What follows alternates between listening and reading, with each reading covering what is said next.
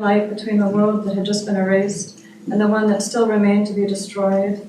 A woman was waiting for him at the end of the journey, and man's estate when everything is harder, more underhanded, more violent. He desired her so without knowing her. Antonio, deep down his heart was heavy, sad to leave the war. He desired this memory with a fervor that sickened him, and I hope he got out of the train. I hope that he ran across the mountains until he ran out of breath, sneezing in the blossoming wheat fields, that he let the coolness of the moon caress his shoulder, the better to enjoy his unsettling solitude, slumped beneath an olive tree.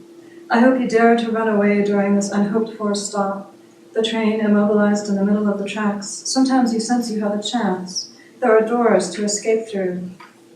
Antonio, back from the Eastern Front, runs through the countryside to escape the fate of Ulysses, the village, his sewing wife, the good hunting dog who will sniff between his legs. He flees the future that he guesses at, sweating blood to support a large family in poverty, emigrate, settle into the suburban raw cement buildings that emergency services strews around cities in the north, where the dog will die first without ever running down a single hair. Antonio, back from the war, lying near a Tuscan fig tree at night, listens to the train start up again. He did well to get out, he thinks. He did well. It's such a beautiful spring night, the first one that smells of hay, after years of grease and cordite, and stretched out thus between two lives, between two worlds. I imagine it's the perfume of his peasant girl that comes back to him first, if he has already smelled it, leaving Mass, or during the harvest, around Christmas time, as she struck the olive trees with a long pole, that mixture of sweat and flowers, that wafting hair under the sun. He speaks to the stars, I doubt it. He's not a shepherd out of Pirandello. He's a man coming home from the war, lying there in the field because the train has just stopped. An incident on the tracks. Maybe there are many of these soldiers wondering if they want to go back home, trembling still from the German defeat, under the caress of the green wheat, a little afraid, disarmed, in ragged outfits or in civilian clothes, in a coarse shirt, heavy boots on their feet. He has never seen Tuscany before. He has always gone through it in a train or in a truck. He's never really taken advantage of these landscapes so civil, so tame, so noble, so human that already the Etruscans and Romans had planted there. Barbarians with golden bears romped about him at the vines like children. On these hills where Napoleon's soldiers ran laughing after girls. I picture Antonio between two shadowy mountains, trying to rid himself of war as he rolls in the grass. I think I'll stop this section here. So that sort of gives an idea of the narrator on the train and what he's thinking of. And then the next section I'm going to read is near the end of the book. It's about 3/4 of the way through. And it's one of the flashbacks in the narrative. So he's remembering about meeting one of the contacts that he, as a spy, he meets with these various people, and he gathers this material for the briefcase. So the material turns out to be a lot of sort of documents about Nazi war criminals and other kinds of fascists. And so he's meeting, in this section, he's meeting an Austrian nobleman in Trieste. And I should say also that the narrative is 24 chapters, so it's based on the structure of the Iliad. And there are a lot of references to the Iliad and to also to the Aeneid, and also to I don't know if you know the poem by Apollinaire called Zone. There are a lot of references to that poem too, strewn throughout the book.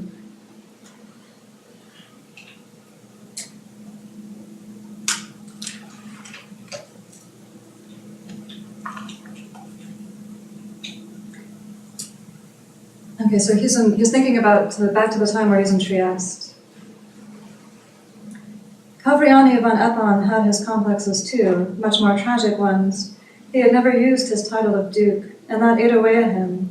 For not only was this duchy about to disappear with him, but even while he was alive, he didn't dare make use of it, which earned him both the ire of his ancestors from beyond and a great shame in this laughable life.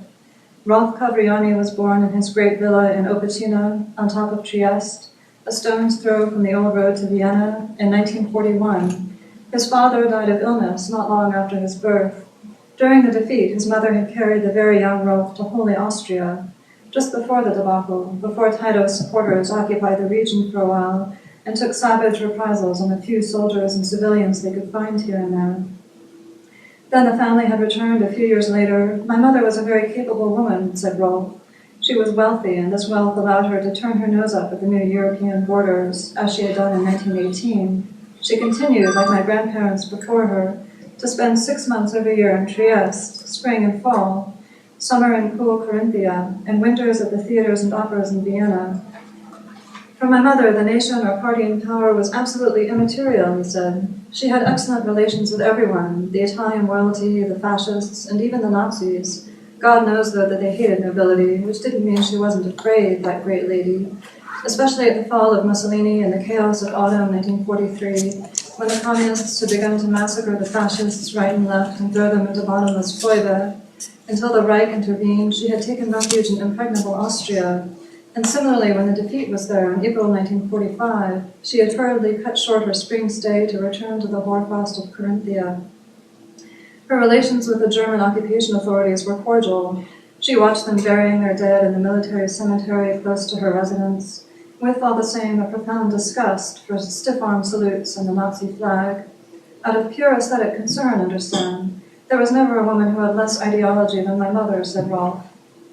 She had high-ranking Wehrmacht officers over for dinner, Colonel Kalterweg with a strange name, dashing Homesteader, commander of the Panzers, and even a few SS officers, especially Rosner and Globutschnik, the Trieste native. After all, he had been Gauleiter of Vienna, and Rosner was the commander-in-chief of military operations in Slovenia. He sometimes visited Ljubljana. My mother didn't much like them. It was almost a social obligation. During the few times she spent in Trieste during the year, she entertained little. That was normal. She knew nothing of the horrors committed in Slovenia or Poland, you know. Still, when Globutschnik offered my mother a brigade of laborers to rebuild the wall around her property, she accepted. Could she have refused? I suppose so. But could she know that Globus the Perverse was going to send her a commando of partisans about to be executed, with an escort armed to the teeth, guys fished out of the special jails of Viziar de San Saba, to go play at being masons. Their lacerated torsos still bore the marks of the tortures they'd undergone. She housed them in a beautiful vaulted cellar, because a solid metal grill closed it off. The escort stayed in the outbuildings with the servants. This was in February 1945. Imagine, everything was lost for the Reich. It was just a question of weeks. My mother was in Trieste since the Red Army was approaching Vienna, and the wall did need to be repaired. An entire section had collapsed. The poor Slovenians or Croatians set to work, closely supervised by their warders. The work went quickly. I remember I was almost 4, and I think I saw those convicts in our garden. I was fascinated by the guards' weapons and uniforms. You understand. The repairs were almost finished by early March. The news was bad. The Allies had just crossed the Rhine in Germany and were approaching Italy. It was agony. My mother, much altered by events, decided to organize one last dinner, a farewell dinner, with Rosenor, Globus, Kalterweg, and others, whose names I don't know. A few women, too, of good Austrian and Trieste society. They all knew the game was up, that soon they'd have to go take refuge near Klagenfurt to avoid the Yugoslav partisans who were massacring everything as they went. Nevertheless, the evening was very gay. Everyone wanted to forget the war, to forget the imminent end of the Reich and the enraged messages from Berlin that were giving orders to burn the land. The last crates of champagne were opened in euphoria. The gramophone kept spinning. The women had put on their most beautiful dresses. All that must have had a whiff of the apocalypse about it, the end of a world. After midnight, the guests were drunk. They sang Lily Marlene at the top of their lungs, without caring either about the proprieties or the women present. My mother must have been shocked, I suppose. Maybe not. Maybe she was tipsy too. After all, my father had been dead for almost 3 years. She could have a little fun. The times were dark. A little joy was welcome. I imagine Rolf's noble mother drunk, her eyes glittering, her dress riding up a little, revealing her black stockings felt up from afar by the lustful gaze of the fat Globus. I imagine the fear of defeat and punishment in the Nazis' eyes. The 1,000-year Reich was indeed going to provide beautiful ruins, but much sooner than